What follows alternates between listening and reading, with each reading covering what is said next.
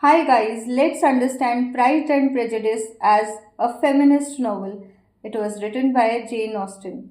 Introduction. Pride and Prejudice, it is written in 1813 and is often considered an early feminist text even though it was written well before modern feminist movements.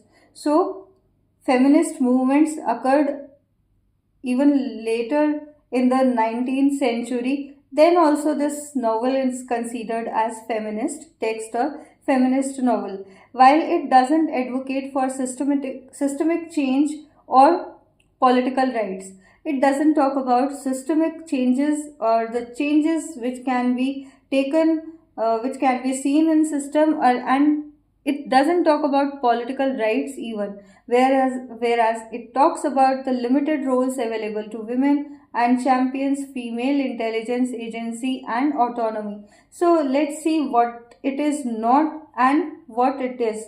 I'm talking about the novel. So it doesn't talk about the systemic changes or political rights in the novel, and this novel is about the limited roles available to women in the 19th century, and it champions or it talks about female intelligence agency and autonomy. So it talks about the intelligence of women, it talks about the fulfillment of human rights of women, and it talks about female autonomy. Now what does it mean, female autonomy?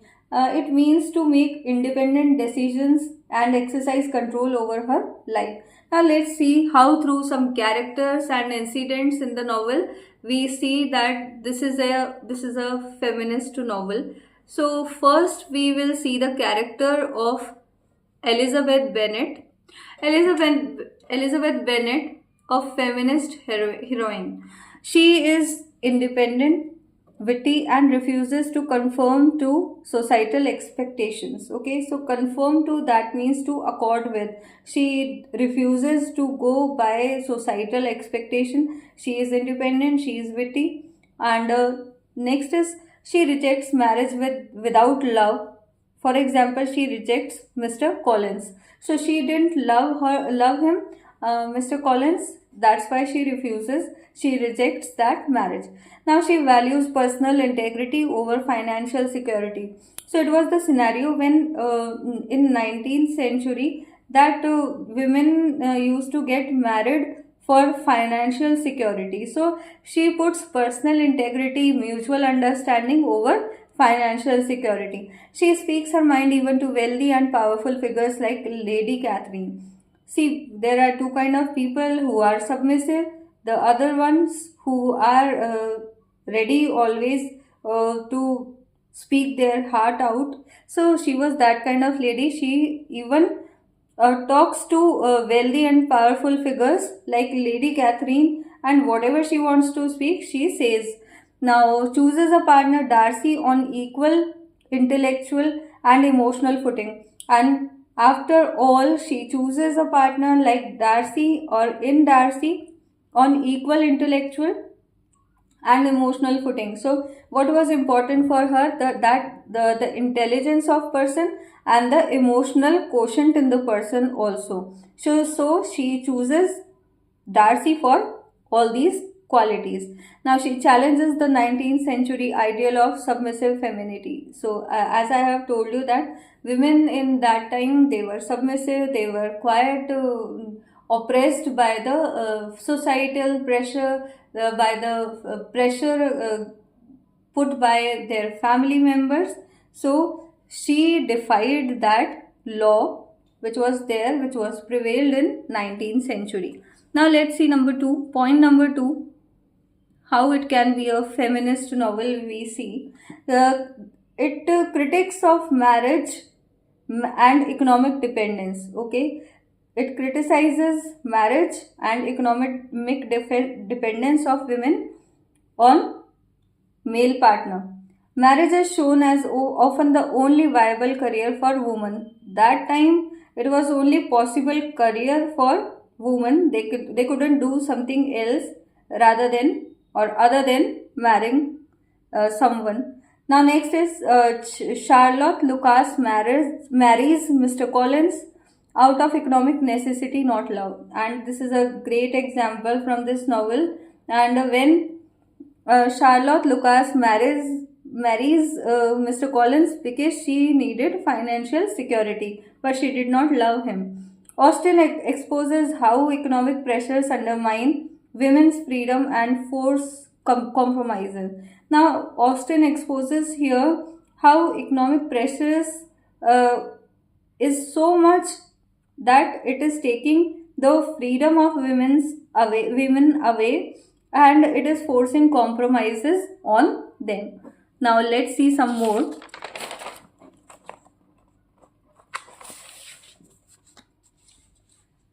Next is okay. Let's see the conclusion of this point. So. Yet Elizabeth and Jane's successful marriages suggest that mutual respect and affection are possible within the system. Yet we can say from the example of Elizabeth and Jane's successful marriage that if mutual respect and affection is there, it is possible to have a successful marriage within the system, because it doesn't talk, or this novel doesn't talk about the change in system, whereas it talks about the freedom of women to take decisions and to live their life fully. Now let's see the third point, female intelligence and voice. It talks about the female intelligence and their voice. Now Elizabeth uses wit and insight to navigate a patriarchal society. She finds out through her wit and insight that there is an existence of patriarchal society. Now, patriarchal society, what it is? It is a social structure where men hold most of the power and influence. So, this kind of society was there, and she finds it out well. She says Austen gives female characters complex inner lives, and in a character of this novel, all the female characters somewhere they have complex inner lives, and it is showing that women can be rational, critical thinkers. Out of their complex inner lives, it is shown that women can also be rational, they can be reasonable, and they can think critically while in challenging situations. The novel is full of female dialogues and perspectives, often marginalizing male authority. In the matters, we think that males are more intelligent in those topics. We see that lots of female dialogues are there and perspectives are also given. So it shows that females are also intelligent, they have that intellect that they can raise their voice and they can think wisely. Now, next point is criticism of patriarchal power. Now, point number 4 says Mr. Collins and Lady Catherine represent a rigid patriarchal social order based on class and gender hierarchy. So, social order is prevalent there in that 19th century, which says that there is a discrimination on class and gender, and it was a hierarchy that it was followed since long.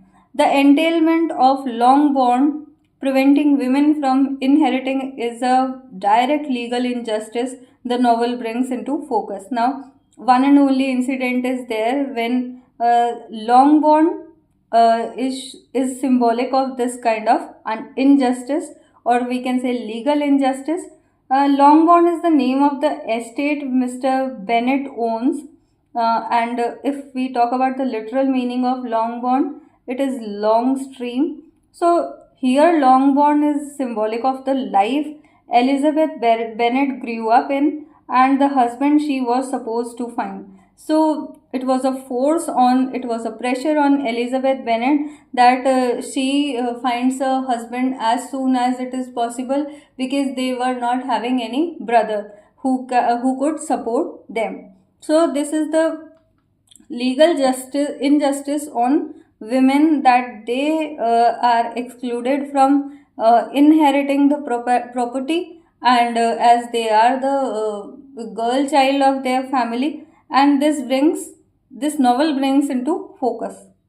Now next is Mr. Bennet's irresponsibility also critics.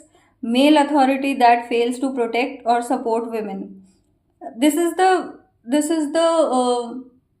imagination of any house, that male members will be, at least emotionally, they will be supporting, helping the females, whereas it is the we can say failure of Mr. Bennett, because he was highly irresponsible, and he was not able to protect or support women. Now let's see the conclusion. So overall, what can we say about this novel? Is this a feminist novel or not? So we can say that it is feminist. This novel is feminist, but it is within limits. Pride and Prejudice does not call for radical societal reform. It doesn't talk about that. It doesn't talk about reforms in the society. However, it advocates for women's autonomy in thought and marriage. So they should be free in their thoughts, in their decisions related with marriage. Now it highlights the unfair constraints placed on women. It highlights how their lives have become so unfair to them, and their lives were restricted.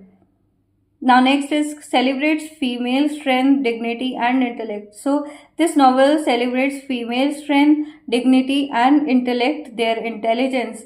Thus it is not feminist in a modern political sense, but it emphasizes on women's value as full human beings capable of making rational, moral and personal decisions. So it talks about the emotional side of women, how they are also rational, they are also morally sound, and they can take their personal decisions well, they are capable enough. So it talks about that, whereas it doesn't talk about the legal kind of things, or it doesn't talk about the reforms, or it doesn't talk about the things in a political sense. So in that way we can say yes, this novel is a feminist novel, but it is in limits. Okay, so that's it for this video. I hope you have liked this video. Share it with your friends. If you are new to the channel, do subscribe it. Thanks for watching.